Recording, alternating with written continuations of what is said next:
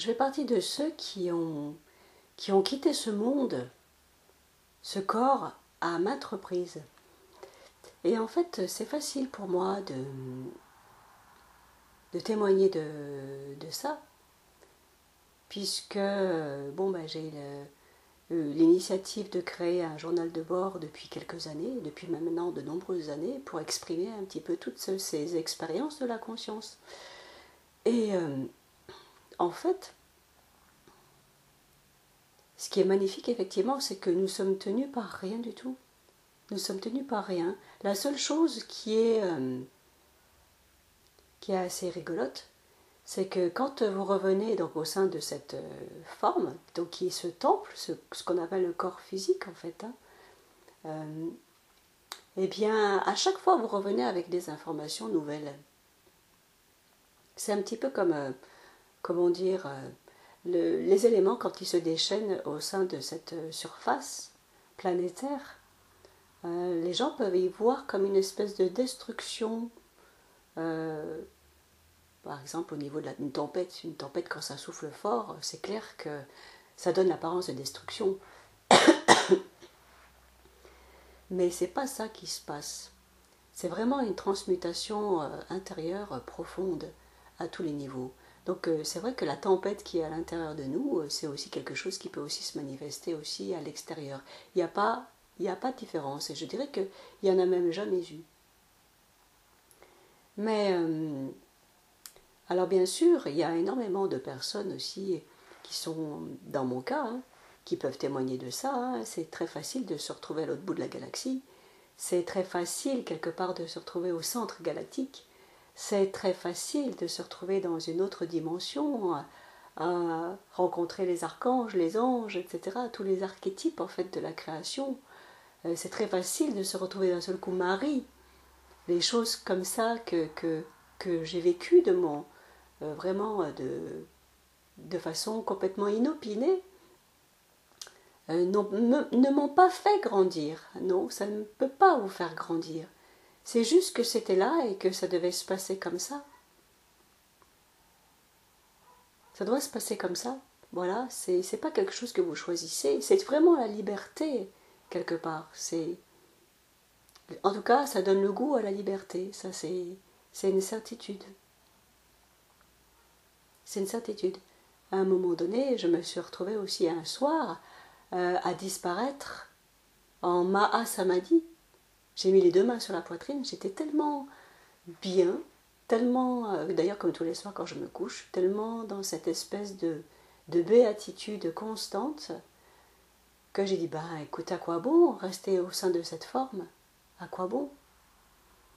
Et puis je suis partie comme ça, dans une merveilleuse lumière blanche. Et le lendemain, je me suis réveillée au sein de cette forme de nouveau. Je disais, tiens, c'est comme ça. Si je suis là, c'est que, voilà, c'est que ça doit se passer comme ça. Donc, il n'y a pas, pour répondre en fait à certains, il n'y a pas de comment dire, de lutte et de combat à avoir par rapport au vécu. Il y en a plein qui ont vécu ce qu'on appelle des NDE, qui se sont retrouvés pareil dans une super lumière blanche éclatante, quelque chose qui n'avait pas de mots, bien sûr, parce que ça n'a pas de mots, cette lumière-là que vous êtes en réalité. Tellement qu'elle est magnifique, il n'y a pas de mots. On ne peut pas expliquer ça avec des mots humains. Mais ils se sont rendus compte qu'ils étaient seuls. Ils se sont rendus compte qu'ils étaient seuls avec eux-mêmes. Il n'y avait plus les enfants, il n'y avait plus le mari, il n'y avait plus le travail, il n'y avait plus les animaux domestiques, il n'y avait plus ceux qu'on aimait, il n'y avait même plus il n'y avait plus rien en fait. Il y avait juste vous avec vous. Voilà, c'est ça.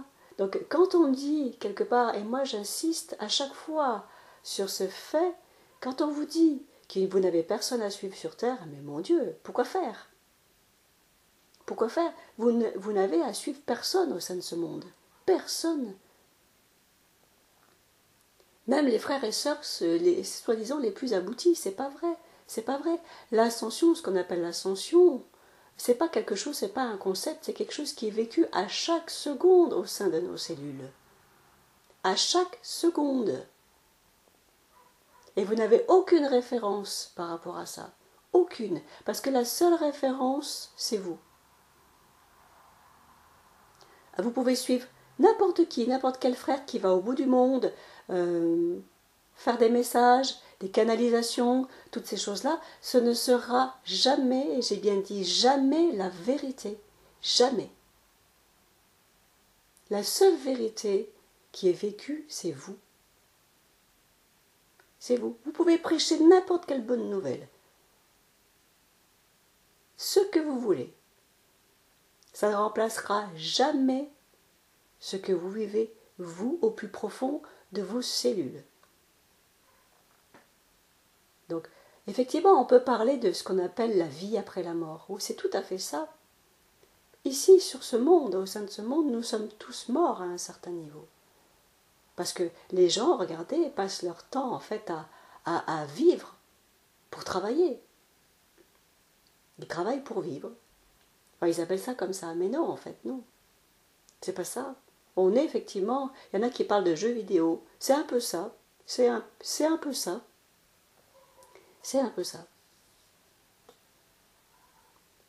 Tout est faux. Ce monde, effectivement, n'a aucune consistance. C'est vrai. Il n'y en a aucune. C'est le fruit de notre imagination. C'est le fruit, en fait, des jeux de la conscience. Et je vais vous dire, c'est exactement ce qui se passe quand vous vous retrouvez à l'autre bout de la galaxie ou dans une autre galaxie. Quand je me suis retrouvée face aux êtres magnifiques, éthérés, il y a quelques années, ça fait peut-être 15 ans, en temps terrestre je parle, mais pour moi c'est carrément d'ordre intemporel. Ça n'a pas de temps parce que ça peut se passer d'une minute à l'autre, de façon spontanée. Je ne maîtrise pas ça, je n'ai pas du tout les commandes par rapport à ça, c'est quelque chose qui se fait naturellement. Changer de dimension, de forme à une autre, ça se fait spontanément. Il n'y a pas besoin de recherche, il n'y a pas besoin d'attente, c'est quelque chose, je vous dis, qui vous prend. Ça se fait comme ça. Mais quand vous avez affaire à ces mondes-là éthérés, très éthérés, vous vous dites, mais c'est magnifique. Il y a un seul mot qui arrive en fait au niveau de la conscience, c'est la magnificence. Je ne peux pas vous dire mieux. Mais encore une fois, ça fait partie des jeux de la conscience. Et qui dit conscience dit effectivement création. Ça vous fait du bien, par exemple, de peindre une toile de peinture. Ça vous fait du bien. Parce que c'est une émanation de vous-même, tout ça. C'est là, c'est spontané, ça se crée, c'est là. Voilà. Ben, vous partagez pas, vous êtes déjà le partage. Vous êtes déjà le partage. Mais vous avez le droit, comme chacun, de vouloir partager sur les réseaux sociaux, etc. Parce que ça fait aussi du bien à d'autres frères et sœurs, etc. Donc il y a des espèces de résonances qui se créent avec les uns et les autres, c'est normal. C'est tout à fait normal. Mais il ne peut pas y avoir de résonance par rapport à cette paix et par rapport à ce royaume intérieur. Il n'y a plus de résonance. Puisque c'est vous, c'est quelque chose qui est vécu, qui n'appartient pas à la conscience.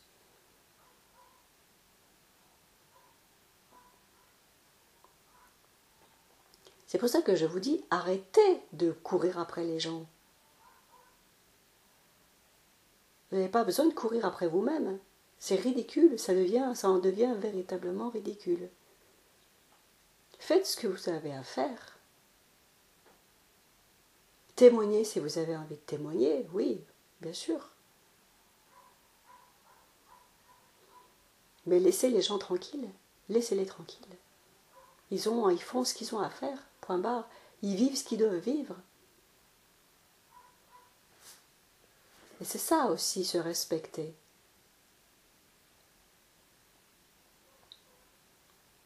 Il y a des gens qui vivent sur les réseaux sociaux. Ils passent leur temps, du matin au soir, à vivre sur les réseaux sociaux. Moi, j'appelle ça une vie par procuration. On ne sait pas. Ils doivent se faire tellement chier qu'ils ont besoin, en fait, de ça, comme une espèce de comment dire, Un petit peu comme le diabétique qui a besoin de son insuline, vous voyez. C'est ça, je suis désolée, c'est exactement ça.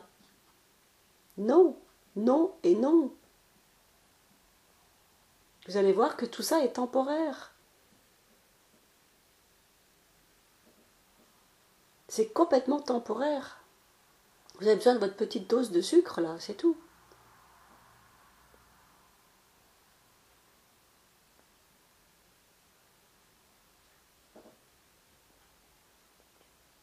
La béatitude, cette paix dont on parle, ou Abba, qui est aussi un terme juste, puisque Abba, en suméro-acadien, c'est le père, c'est l'ancien, le père. Et si on regarde bien, ce sont les premières lettres de l'alphabet. Ab et Ba. Il y a un miroitement au niveau des lettres. C'est le premier terme, donc que vous regardiez ou quoi, si vous faites des recherches, donc le lexique suméro-acadien, vous allez tomber sur le premier mot, le premier son, c'est Ab et Ba. Et c'est pas une question d'être influencé par Pierre, Paul ou Jacques, ça n'a rien à voir. Hein, on rentre vraiment dans les sons, dans une sonorité particulière. Donc il y a un reflet effectivement de ce qui précède en fait cette création. C'est la paix. C'est la béatitude. En France, en français, on appelle ça la béatitude. Bon, ça commence par la lettre B. Ben, c'est comme ça. C'est comme ça. Mais c'est la même chose. C'est Abba.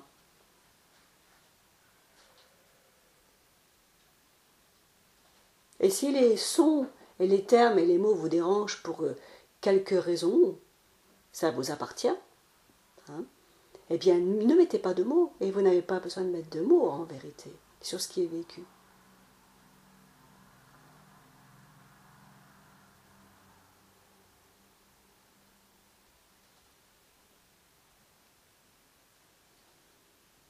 Sur ce qui est vécu, ça ne vous empêche pas d'avoir une vie ordinaire, et je dirais que les êtres libres, ceux qui vivent vraiment cette liberté, ont une vie, une des plus ordinaires qui soit. Une vie à tomber par terre, hein, pour celui qui lui-même est dans les recherches ou dans les attentes de quoi que ce soit.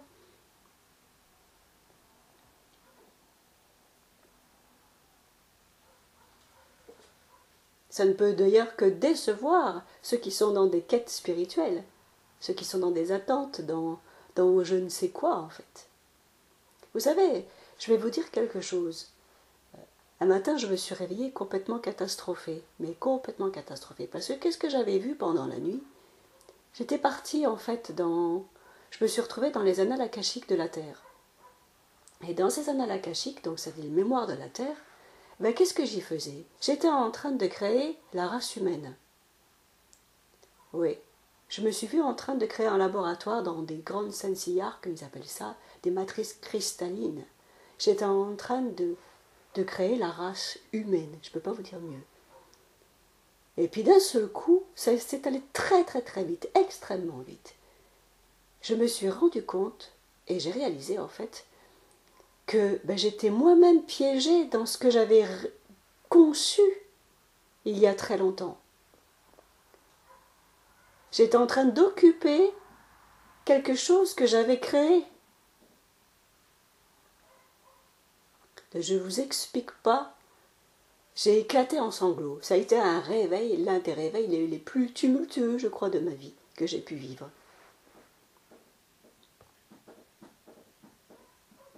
Parce que j'ai réalisé que j'étais piégée dans ma propre création. Je l'ai ressenti dans toutes mes cellules comme un piège. Et ça, il n'y a rien de plus terrible, terrible pour une mère de vivre ça.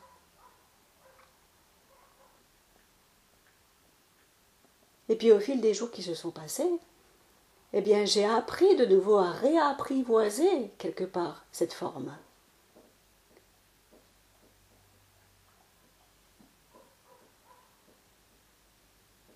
Ça m'a mis du temps, Parce que quand vous voyez clairement que vous n'êtes pas ce monde, que vous n'êtes rien de tout ça, mais absolument rien de tout ça, de tout ce qui est vécu ici, que vous voyez que c'est un buzz en fait, eh bien sur le coup, ben, vous avez un petit peu du mal à digérer tout ça. Il m'a fallu du temps pour digérer tout ça. Mais je me rends compte qu'au final, ça ne change rien. Ça ne change rien en ma nature suprême, qui restera toujours la paix et qui restera toujours cette béatitude.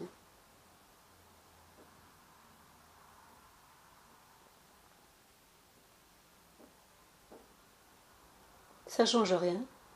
Je continue à avoir une vie simple, ordinaire, un petit travail, parce qu'ici, ben bien sûr, sur Terre, eh bien, vous êtes obligé de travailler pour subvenir à vos besoins, c'est obligé. Les fruits, les légumes, tout ce que vous avez dans votre assiette, c'est dû aussi au travail des uns et des autres, sinon vous ne pourriez pas, comment dire, consommer le minimum. Le corps, cette structure physique, même si c'est une illusion, ben, elle a besoin de soins. Donc vous devez prendre soin de ce temple qui abrite la conscience. Même si c'est faux, même si c'est une illusion, et ça je vous l'accorde, et je suis la première à vous le dire.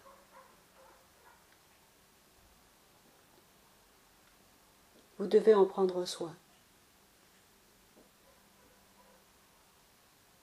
Et surtout, vous devez vous détacher de tout ce qui n'est pas vous. Hein?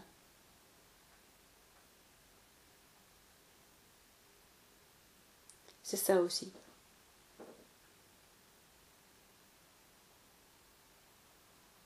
Vous n'êtes pas obligé de rentrer dans les histoires des uns et des autres. Vous n'êtes pas là pour ça. Vous n'êtes pas là pour rentrer dans les chimères de Pierre, Paul, Jacques. Non. Vous êtes là pour vivre votre vie, à vous. Vous expérimentez une forme, vous expérimentez temporairement un corps. Eh bien, dans les autres dimensions, c'est la même chose. Vous voyez des archanges qui prennent forme. Les entités super éthérées, super éthériques qui viennent vous voir la nuit, ces êtres de lumière magnifiques, eux aussi peuvent prendre forme à un moment donné. Ils peuvent se densifier. Moi, j'en ai vu plein passer à travers les chats. Plein. Les animaux, les insectes, les oiseaux. Il y a plein d'êtres de lumière qui prennent forme et qui vous observent à votre insu.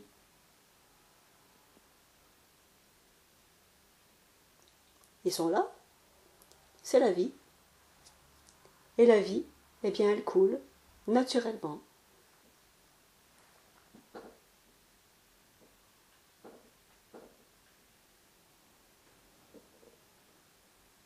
Donc, c'est pas parce que ce monde est illusoire, on l'a vu, et que la conscience est illusoire, qu'il faut tout rejeter.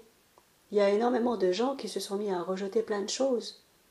Leur vie de famille, ils se sont mis à rejeter leur partenaire, ils se sont mis à rejeter leur travail, sous prétexte que justement ils vivaient des choses bien plus grandes que tout ce qui était vécu. Mais non, c'est pas ça.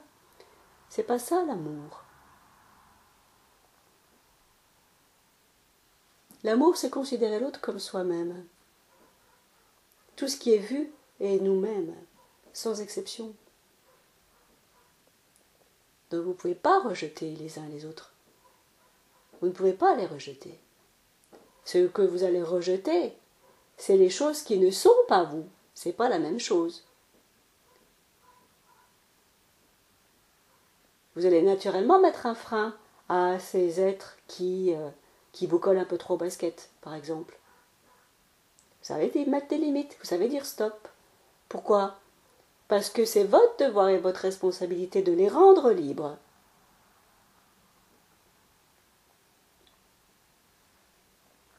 Vous êtes libre, donc naturellement, ce qui est tout autour de vous, vous allez le rendre libre s'il ne l'est pas.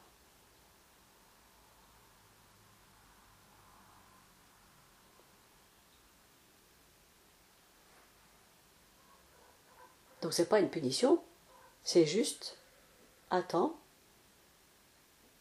ça va pas. Les choses que tu me dis, les choses que tu m'apportes, c'est pas la vérité. Ces liens-là, comme ça, là, j'en veux pas. Je n'en veux pas. Ce n'est pas moi. Et ce n'est pas toi non plus.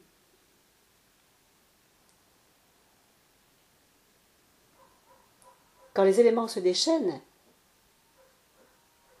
et qu'ils embarquent le toit de votre maison, ça a des significations très profondes, tout ça. C'est pas quelque chose que vous pouvez d'un seul coup réaliser. C'est quelque chose que vous allez réaliser au niveau intérieur.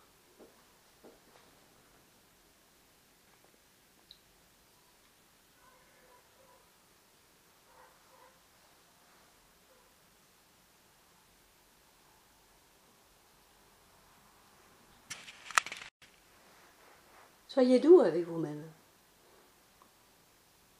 Et vous allez voir que si vous êtes véritablement doux avec vous-même, eh bien, il y a plein de choses dans votre vie que vous allez plus pouvoir laisser passer. Vous n'avez pas le choix que de les accueillir parce que l'accueil, ce qu'on a appelé agapé, c'est quelque chose qui est naturel. Ça a toujours été là.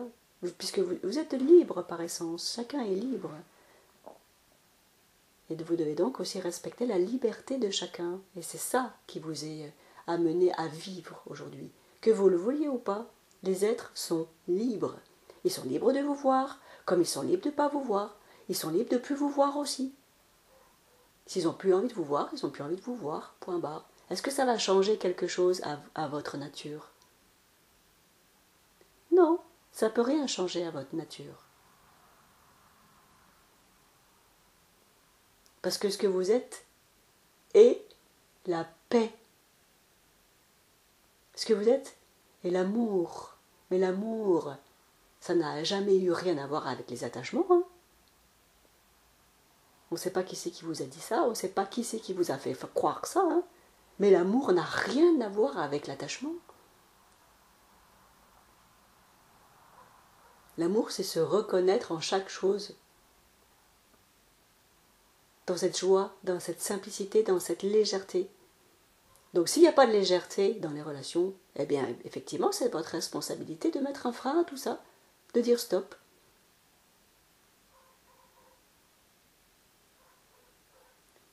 Et pour ça que je dirais que votre vie elle va être de plus en plus clean. Hein. Parce que c'est pas que vous n'aimez pas les gens. Bien au contraire, puisque vous êtes chacun d'entre eux. C'est pas la question. C'est juste que vous avez besoin de mettre de l'ordre dans votre vie. Ce qui est l'ordre qui est à l'intérieur de vous, elle se manifeste aussi à l'extérieur de vous.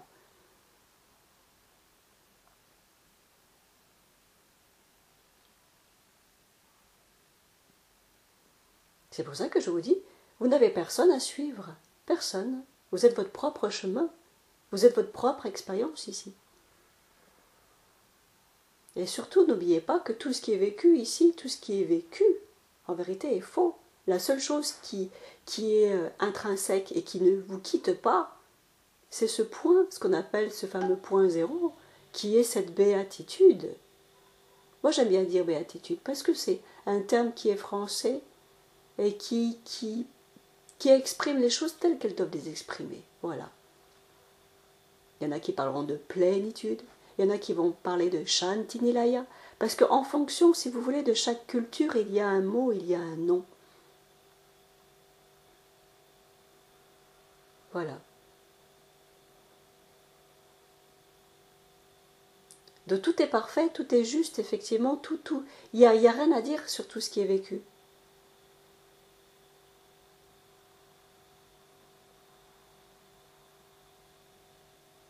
C'est vous qui agencez tout ça. C'est vous qui agencez toute votre vie. Hein. C'est vous qui agencez toute votre réalité, puisqu'elle est partie de vous, à la base.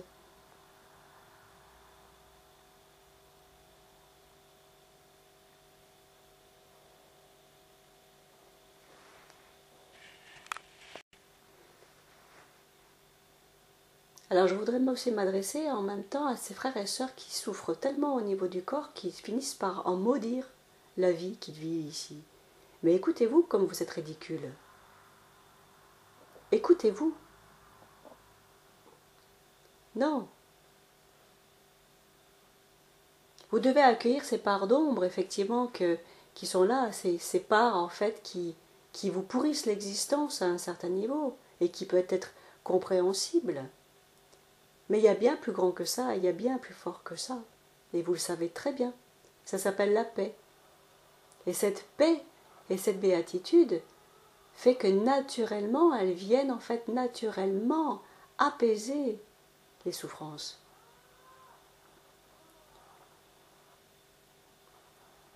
Moi ici, j'ai choisi d'occuper certaines fonctions, et je l'ai déjà dit, qui sont en fait d'auxiliaire de vie. Et ce qui fait que je rencontre énormément de gens handicapés, donc déjà d'un certain âge aussi, et handicapés, mais il faut voir les handicaps.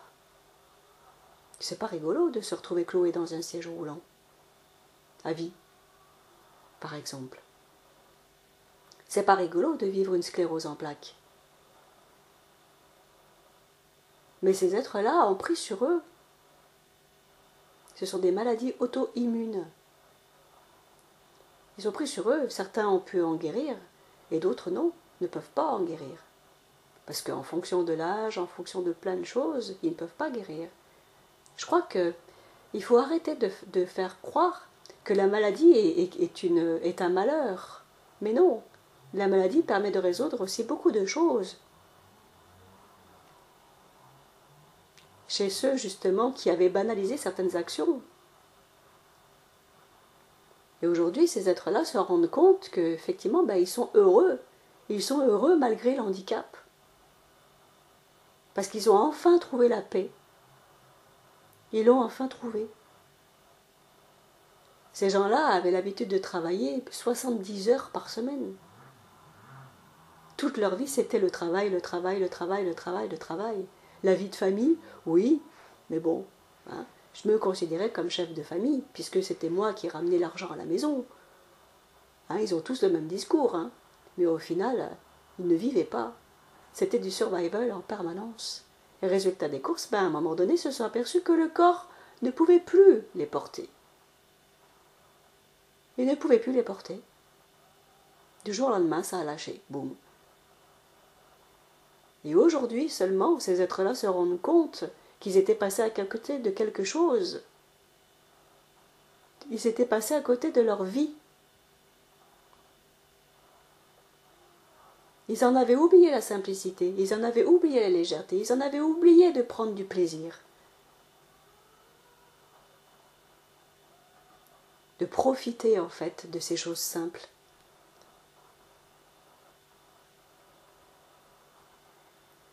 Et je peux vous dire que maintenant ces gens-là jouissent de la vie. Ils savent très bien qu'ils en ont pour peu de temps. Mais ils sont conscients, ils sont lucides que ce corps, en fait, est éphémère. Ils sont lucides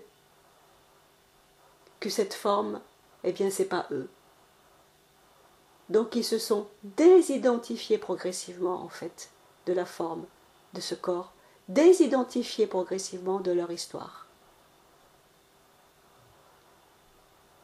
Voilà, et c'est ça qui naturellement, en fait, est donné à vivre à chacun.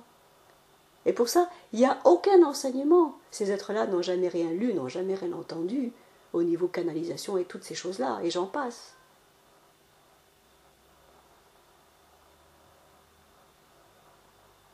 Ils vivent leur vie dans la plus grande des simplicités.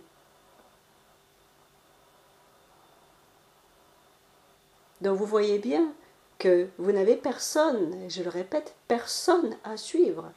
Vous avez envie de lire, vous avez envie d'écouter des conférenciers, faites-le. Ces êtres-là vont vous aider sur un certain plan de la conscience. Hein. Mais en aucune manière, ils peuvent vivre les choses à votre place. Vous voyez la différence? Donc à un moment donné, vous allez être amené à lâcher tout ça, à lâcher tous ces individus.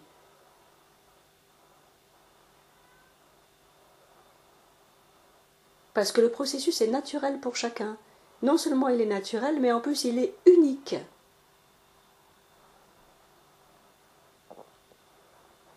Et c'est ça qui est formidable. Nous sommes uniques.